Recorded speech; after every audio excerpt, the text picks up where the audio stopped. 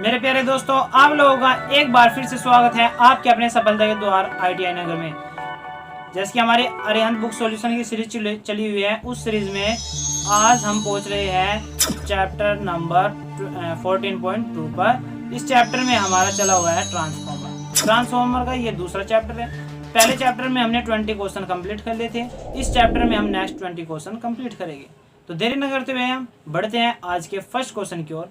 First question में कहा है कि जब प्राइमरी एवं सेकेंडरी वोल्टेज एक ही वाइंडिंग से प्राप्त हो रहे हो तो उस ट्रांसफॉर्मर को कहा जाता है। देखिए, आपने थ्योरी में पढ़ा होगा, जब हमारा ये इसमें यही पूछा है कि जब एक ही वाइंडिंग से हमें प्राइमरी और सेकेंडरी वाइंडिंग दोनों प्राप्त होती है तो उस ट्रांसफॉर्मर को हम ऑटो ट्रांसफॉर्मर में बोलते हैं। तो जो ऑप्शन बी में कहा है ऑटो ट्रांसफॉर्मर, तो इसका राइट आंसर बन जाएगा ऑप्शन बी। ठीक है, बढ़ते हैं नेक्स्ट क्वेश्चन की ओर। देखिए, अगर आपको हमारे पीछे के लेक्चर देखने हैं और जो हमने कल 20 क्वेश्चन कराए थे वो देखने हैं तो उस प्ले लिस्ट का आपको लिंक है वो डिस्क्रिप्शन बॉक्स में मिल जाएगा। प्ले लिस्ट है हमारे Arihant book solution electrician theory के नाम से। तो नेक्स्ट क्वेश्चन देखते हैं। कहता है कि निम्न चित्र में दर्शाया गया देखिए, ये होता है, ये ट्रांसफॉर्मर होता है हमारा ऑटो ट्रांसफॉर्मर। ठीक है, तो कहता है कि निम्न चित्र में दर्शाया गया ट्रांसफॉर्मर, इसमें भी दो प्रकार के ट्रांसफॉर्मर होते हैं, स्टेप अप और स्टेप डाउन। इसने पूछा है कि ये ट्रांसफॉर्मर बताओ स्टेप अप है या स्टेप डाउन। देखिए, इधर से सप्लाई आई हुई है तो यानी इसे फुल सप्लाई मिली हुई है, लेकिन ये जो लोड ले रहा है ये आधी वाइंडिंग से ले रहा है, तो यानी आई ज़्यादा हमारे पास में सप्लाई और दे रहा है कम। तो कौन सा ट्रांसफॉर्मर हुआ? ये हुआ हमारा स्टेप डाउन। अगर ये ऐसे कह देता कि इधर से सप्लाई आई हुई है, ठीक है, और इधर हमारा क्या है, इधर हमारा लोड है, तो तब हमारा क्या बनता है? देखो, सप्लाई हमने कम ली है और हमने लोड को ज़्यादा सप्लाई दी है, तो तब हमारा क्या कौन सा ट्रांसफॉर्मर बनता है? वो बनता हमारा स्टेप अप, यानी वो कम से ज़्यादा कर रहा है। लेकिन इस क्वेश्चन की बात करते हैं, इसमें ज़्यादा सप्लाई आई है और कम सप्लाई ये दे रहा है, तो जो ये ट्रांसफॉर्मर है ये हमारा स्टेप डाउन, क्योंकि ज़्यादा वोल्टेज को ये कम में ट्रांसफर कर रहा है। ठीक है, तो जो इसका ऑप्शन बी राइट आंसर बन जाता है, अब चाहे ऑटो ट्रांसफॉर्मर। बढ़ते हैं नेक्स्ट क्वेश्चन की ओर। नेक्स्ट क्वेश्चन में कहा है कि कौन सा एक करंट ट्रांसफॉर्मर का अनुप्रयोग है। देखिए, करंट ट्रांसफॉर्मर पूछा है कि कौन सा जो उपकरण है वो करंट ट्रांसफॉर्मर उसमें यूज होता है। वो होता है हमारा टोंग टेस्टर। देखिए, टोंग टेस्टर हमने जो मेजरिंग इंस्ट्रूमेंट वाला चैप्टर कर था उसमें मैंने टोंग टेस्टर बताया था क्या होता है। ठीक है, उस लेक्चर में जाओगे आप तो वहाँ पे आपको पता लग जाएगा टोंग टेस्टर क्या होता है। और टोंग टेस्टर में हम करंट ट्रांसफॉर्मर का यानी CT ट्रांसफॉर्मर का यूज करते हैं। यहाँ पे एक और क्वेश्चन ध्यान में आता है कि जो हमारा इंस्ट्रूमेंट ट्रांसफॉर्मर होते हैं वे हमारे दो प्रकार के होते हैं, करंट ट्रांसफॉर्मर और एक होता है पोटेंशियल ट्रांसफॉर्मर। ये हमारे इंस्ट्रूमेंट ट्रांसफॉर्मर होते हैं। डायरेक्टली क्वेश्चन पूछ लिया जाता है कि इंस्ट्रूमेंट ट्रांसफॉर्मर के टाइप्स बताइए। ठीक है, तो बढ़ते हैं नेक्स्ट क्वेश्चन की ओर। नेक्स्ट क्वेश्चन में कहा है कि निम्न चित्र में दर्शाया गया ट्रांसफॉर्मर। देखिए, अभी हमने पीछे क्वेश्चन आया था, करंट ट्रांसफॉर्मर पूछा था। करंट ट्रांसफॉर्मर देखिए इस प्रकार का होता है। ये ट्रांसफॉर्मर हम टोंग टेस्टर में यूज करते हैं। तो अब इसने ये डायग्राम दिया है, कहा है कि इस चित्र को पहचानिए और बताइए कौन सा ट्रांसफॉर्मर है। अगर देखिए, यहाँ पे होता हमारा ये वाली यहाँ पे वाइंडिंग ना होती, ये वाइंडिंग कुछ इस प्रकार होती। ठीक है, और इस वाइंडिंग की जगह यहाँ पे बहुत सारे लपेटे होते हैं, तो ये बन जाता हमारा पोटेंशियल ट्रांसफॉर्मर। लेकिन यहाँ पे जो हमारी ये है सप्लाई में लगी है, ये हमारी करंट कॉइल है, ये हमारी पोटेंशियल कॉइल है। तो जो ये देखने को मिलता है ये मिलता है करंट ट्रांसफॉर्मर हमें देखने को मिलता है। तो राइट आंसर बनता है ऑप्शन सी CT।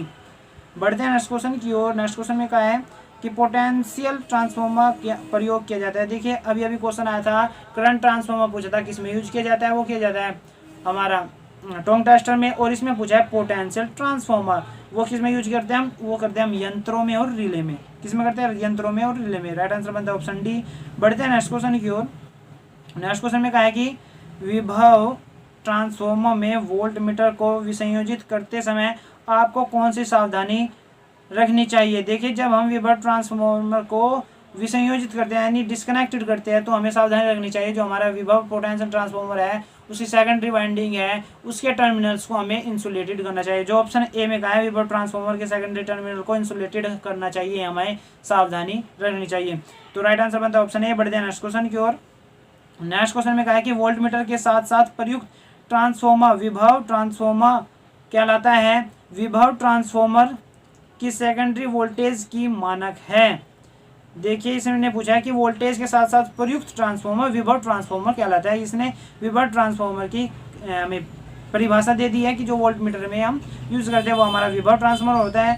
पूछा है कि विभव ट्रांसफॉर्मर की सेकेंडरी वोल्टेज की मानक रेटिंग पूछी है, क्या होती है? वो होती है हमारी 110 वोल्टेज। कितनी होती है? 110 वोल्टेज, जो ऑप्शन बी में दिया है। ऑप्शन बी इसका राइट आंसर बनता है। बढ़ते हैं नेक्स्ट क्वेश्चन की ओर।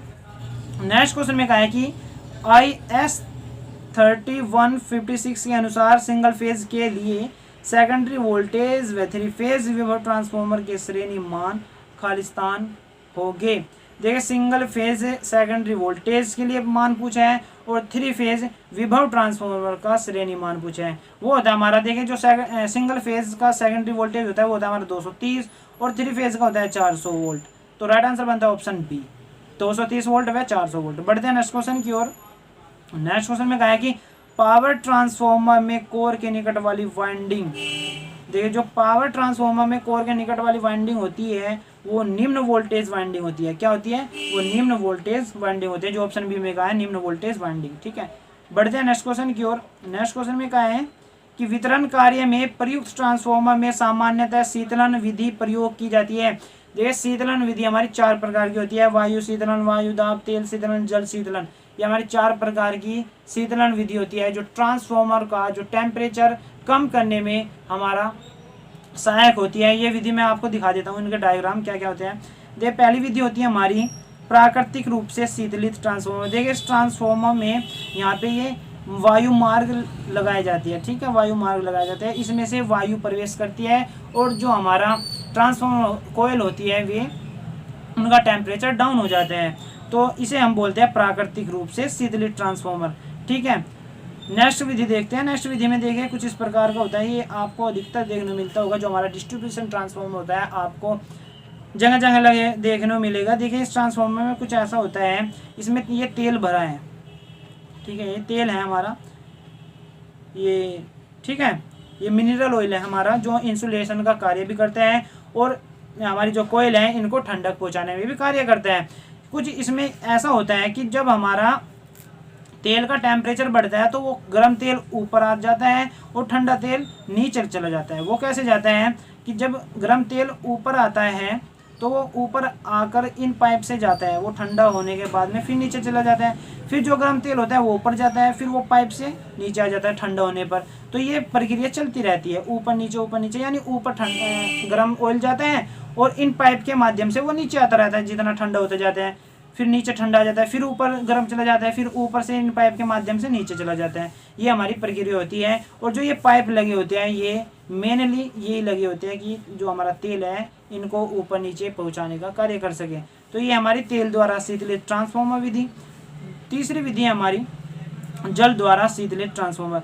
देखिए इस ट्रांसफॉर्मर में भी ये तेल भरा हुआ होता है। तेल भरे हुए के साथ में हम एक जल वाली नली यूज करते हैं। देखिए जो ये नली है ना ये जल की है।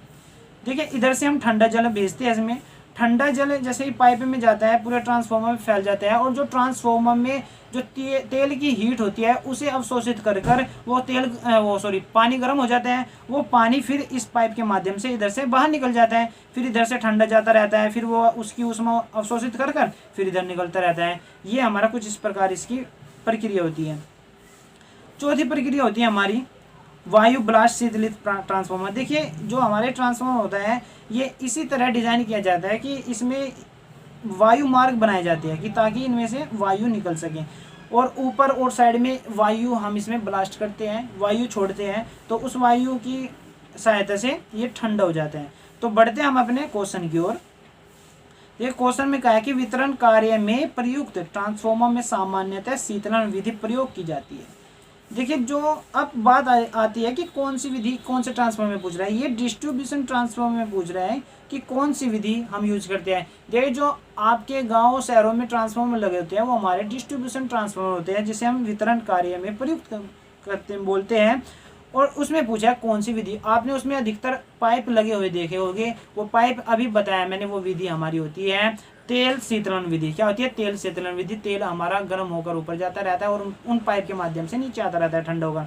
तो जो इसका राइट आंसर बनता है वो बनता है ऑप्शन सी, तेल शीतलन विधि हम डिस्ट्रीब्यूशन ट्रांसफॉर्मर में यूज करते हैं। बढ़ते हैं नेक्स्ट क्वेश्चन की ओर। नेक्स्ट क्वेश्चन में देखते हैं क्या कहा है। नेक्स्ट क्वेश्चन में 31 में कहा है कि निम्न में से कौन सा ट्रांसफॉर्मर सामान्य शक्ति एवं प्रकाश हेतु तथा विद्युत संयोजन प्रदान करने हेतु प्रयोग किया जाता है। देखिए इसने सामान्य शक्ति और प्रकाश यानी लाइट हेतु यूज करने वाला ट्रांसफॉर्मर पूछा है। हम इनके लिए कौन सा ट्रांसफॉर्मर यूज करते हैं, वो हम करते हैं वितरण ट्रांसफॉर्मर यानी डिस्ट्रीब्यूशन ट्रांसफॉर्मर यूज करते हैं। तो राइट आंसर बनता है ऑप्शन डी। बढ़ते हैं नेक्स्ट क्वेश्चन की ओर। नेक्स्ट क्वेश्चन में कहा है कि लघु वितरण ट्रांसफॉर्मर में निम्नलिखित में से कौन सी सुरक्षा युक्ति प्रयोग की जाती है। देखिए जो हमारा ये होता है डिस्ट्रीब्यूशन ट्रांसफॉर्मर होता है, उसमें पूछा है कि जो सुरक्षा युक्ति होती है उसमें कौन सी यूज करी जाती है।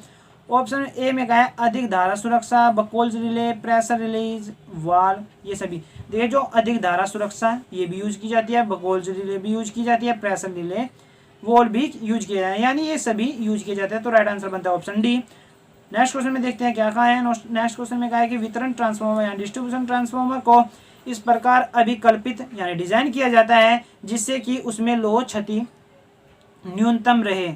क्योंकि देखिए इसने कहा है कि इस प्रकार डिजाइन किया जाता है कि जो उसमें लोह क्षति है, आयरन लॉसेस है, वो बहुत ही कम रहे। वो क्यों यूज करते हैं, वो इसलिए यूज करते हैं जो हमारी प्राथमिक कुंडलन होती है ट्रांसफार्मर की, जो प्राथमिक कुंडली होती है, प्राइमरी वाइंडिंग होती है, वो 24 घंटे कार्यरत रहती है, यानी 24 घंटे उत्तेजित रहती है। ठीक है, तो इसलिए जब उत्तेजित रहती है तो उसमें जो हमारे आयरन लॉसेस है, आयरन लॉसेस में बता देता हूँ, हमारा एडी करंट लॉसेस और हिस्ट्री लॉसेस आता है। तो जब हमारे 24 घंटे उत्तेजित रहेगी प्राइमरी वाइंडिंग तो हमारा जो आयरन लॉसेज है वो भी अधिक होगा। तो वो इसी तरह से डिजाइन किया जाता है ताकि वो जो हमारा आयरन लॉसेज है वो कम हो सके। तो राइट आंसर बनता है ऑप्शन डी, ट्रांसफार्मर की प्राथमिक कुंडलन 24 घंटे उत्तेजित रहती है, इसीलिए हम उसे इसी तरह डिजाइन करते हैं ताकि उसमें लोह क्षति कम हो सके। बढ़ते हैं नेक्स्ट क्वेश्चन की ओर।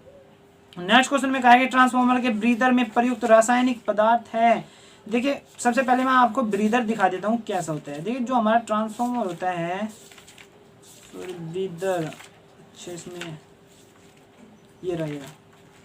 देखिए ब्रीदर कुछ इस प्रकार का होता है, ये ट्रांसफार्मर का ही एक पार्ट होता है, ट्रांसफार्मर में लगा होता है। ब्रीदर का कार्य ये होता है कि जो जब वायु प्रवेश करती है हमारे ट्रांसफार्मर में तो वायु में भी नमी होती है। वो नमी जब हमारी तेल से मिलेगी, जो हमारा मिनरल ऑयल है, खनिज तेल है, उससे मिलेगी तो वो उसे अचालक के बजाय चालक पदार्थ बनाने की कोशिश करेगा। तो ब्रीदर इसलिए यूज करते हैं तो जो उसकी नमी है उसको सोख लिया जाए, वायु की नमी को सोख लिया जाए, इसलिए हम ब्रीदर का यूज करते हैं। और वो नमी को कैसे सोखता है, इसमें हम सिलिका जेली का यूज करते हैं। किसका? सिलिका जेली का। सिलिका जेली हमारी जो सूक्ष्म सिलिका जेली होती है वो हमारी सफ़ेद रंग की होती है, और जब हम इसको यूज कर लेते हैं, नमी सोख लेती है ये, तो इसका कलर नीला या आसमानी हो जाता है। ठीक है, ये हमारा पूरा क्या है, ब्रीदर है। ठीक है, इसमें ये हमारी निरीक्षण खिड़की है, ये कांच की बनी होती है, देखी जाती है कि इसमें हमारा मतलब सिलिका जाली है वो अभी ठीक है या खराब हो गई है। ये कुछ इस प्रकार का ब्रीदर होता है। क्वेश्चन की ओर बढ़ते हैं। क्वेश्चन में कहा है कि ट्रांसफार्मर के ब्रीदर में प्रयुक्त रासायनिक पदार्थ है। जो अभी रासायनिक पदार्थ मैंने बताया वो रासायनिक पदार्थ होता है सिलिका जेल, जो वायु में नमी सोखने का कार्य करता है। तो राइट आंसर बनता है ऑप्शन सी। बढ़ते हैं नेक्स्ट क्वेश्चन की ओर। नेक्स्ट क्वेश्चन में कहा है कि एक ट्रांसफार्मर में ब्रीदर का कार्य है। देखिए अभी अभी बताया मैंने, ब्रीदर का क्या कार्य, हमारा जो नमी वायु में नमी होती है वो उसका सोखने का कार्य होता है। तो ऑप्शन देखिए इसका क्या सही बनता है, वो ऑप्शन बनता है ऑप्शन बी, टैंक में नमी के प्रवाह को पकड़ के रखना। देखिए अभी बताया, जो टैंक में नमी होती है उसके प्रवाह को पकड़ के रखना। तो ऑप्शन बी इसका राइट आंसर बन जाता है। बढ़ते हैं नेक्स्ट क्वेश्चन की ओर। नेक्स्ट क्वेश्चन में कहा है ट्रांसफार्मर के ब्रीदर में प्रयोग होने वाला ताजा सिलिका जेल किस रंग का होता है। ये भी मैंने अभी अभी बताया आपको, जो ताजा होता है यानी जो सही सिलिका जेल होता है वो सफेद रंग का होता है। ऑप्शन बी सफेद रंग का होता है। बढ़ते हैं नेक्स्ट क्वेश्चन की ओर। नेक्स्ट क्वेश्चन में कहा है कि शुष्क सिलिका जेल का रंग होता है। देखिए अभी बताया मैंने, सफेद या हल्का गुलाबी होता है। बढ़ते हैं नेक्स्ट क्वेश्चन की ओर। ये भी बहुत इंपॉर्टेंट है, देखिए कितने क्वेश्चन आ गए हमारे सिलिका जेल पर ही। ठीक है, नेक्स्ट क्वेश्चन में कहा है कि नमी सोखने के बाद सिलिका जेल का रंग कैसा हो जाता है, मैंने बताया नीला या आसमानी हो जाता है। ऑप्शन में अगर आपको आसमानी मिलेगा आसमानी लगाना है, अगर नीला मिलेगा तो नीला लगाना है। तो राइट आंसर बनता है ऑप्शन डी, नीला हो जाता है। बढ़ते हैं नेक्स्ट क्वेश्चन की ओर। नेक्स्ट क्वेश्चन में कहा है कि बकौल्स रिले का प्रयोग खालिस्तान में किया जाता है। जो हमारी बकौल्स रिले है उसका प्रयोग पूछा है कि इसमें किया जाता है, वो किया जाता है तेल शीतली ट्रांसफार्मर में। बकौल्स रिले का हम उस ट्रांसफार्मर में यूज करते हैं जिसमें हम तेल शीतलन विधि यूज करेंगे, यानी जिसमें हम तेल भरकर ट्रांसफार्मर को ठंडा करने का विधि लगाते हैं, उसमें हम बकौल्स रिले का यूज करते हैं। तो राइट आंसर बनता है ऑप्शन बी, यानी तेल शीतली ट्रांसफार्मर में हम बकौल्स रिले का यूज करते हैं। बढ़ते हैं नेक्स्ट क्वेश्चन की ओर। देखिए जो हमारा ये 40 क्वेश्चन है ये आज लेक्चर का लास्ट क्वेश्चन है। देखते हैं क्या कहता है कि किसी स्थिर वोल्टता ट्रांसफार्मर में किसी प्रेरित सेकेंडरी वोल्टता पर सेकेंडरी वाइंडिंग की प्रतिबाधा संधारित्र के आर पार प्रतिबाधा के तुल्य हो जाएगा। परिपथ की इस अवस्था को क्या कहते हैं? देखिए इनने कहा है कि सेकेंडरी वाइंडिंग की प्रतिबाधा, यानी जो हमारी वाइंडिंग है वो एक प्रेरक है, ठीक है, इंडक्टर है। तो जो हमारा XL है ये कहता है कि संधारित्र के आर पार प्रतिबाधा के तुल्य हो जाए, यानी XL बराबर हमारा क्या हो जाएगा XC। तो जब हमने AC थ्योरी पढ़ा था तो मैंने आपको AC थ्योरी में बताया था, आप जाकर देख भी सकते हैं, हमारा जो AC थ्योरी का लेक्चर है उसमें आपको दिख जाएगा। मैंने अनुनाद सर्किट बताया था, अनुनाद परिपथ बताया था आपको। कब होता है? वो जब होता है जब RLC सर्किट में XL और XC दोनों बराबर हो जाते हैं तो हमारा रेजिस्टिव सर्किट बचता है, जिसे हम अनुनाद सर्किट कहते हैं। तो देखिए यहाँ पर भी XL बराबर XC हो गया है, तो हमारा जो परिपथ बचा वो कौन सी अवस्था में होगा? वो होगा हमारा अनुनाद में। तो राइट आंसर बनता है ऑप्शन डी, अनुनाद। तो मेरे प्यारे दोस्तों इसी क्वेश्चन के साथ में हम आज का लेक्चर समाप्त करते हैं। तो इससे नेक्स्ट 20 क्वेश्चन हम नेक्स्ट लेक्चर 14.3 में देखेंगे। तो मेरे प्यारे दोस्तों मुझे उम्मीद है आपको लेक्चर अच्छे से समझ में आ रहे होंगे। अगर वीडियो आज की आपको पसंद आई है तो वीडियो को लाइक करें और अपने दोस्तों को भला चाहते हैं तो वीडियो को शेयर करें। और नेक्स्ट लेक्चर 14.3 का समय पर नोटिफिकेशन पाने के लिए हमारे ITI नगर को सब्सक्राइब करें और घंटी का बटन दबाएं। मिलते हैं नेक्स्ट लेक्चर 14.3 में, इसलिए tata and bye bye. Press the bell icon on the YouTube app and never miss another update.